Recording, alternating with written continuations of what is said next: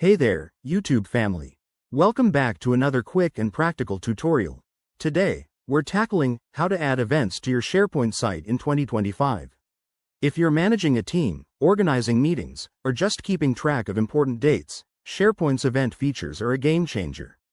It's user-friendly and super efficient, especially with the latest updates in 2025 that make everything even more intuitive. Let's jump right in. First things first, make sure you're logged into your Microsoft 365 account and have access to your SharePoint site. Once you're in, navigate to the specific site where you want to add the event. Look for the Site Contents, or Home page. That's your starting point.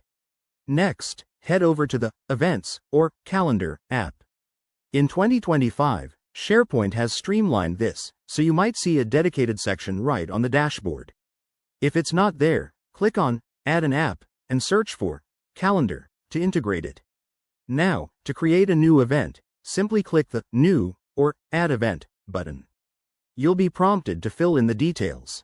Enter a catchy title for your event, something like Team Meeting or Product Launch. Then, set the date and time using the built-in calendar picker. Don't forget to add a description to give more context, and you can even invite people by typing their names or email addresses. For 2025 updates, you can now add attachments or link to other SharePoint files directly from here, making it easier than ever. Once everything looks good, hit Save or Publish to make your event live. It should appear on the calendar immediately, and if you've set it up right, notifications will go out to attendees. Pro tip: double-check for any permissions issues. Ensure your site is set to the right access levels so everyone who needs to see it can.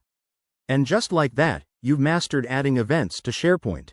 This feature not only keeps your team organized but also integrates seamlessly with tools like Teams and Outlook. If you found this helpful, give it a thumbs up, subscribe for more tech tips, and drop a comment below if you have questions.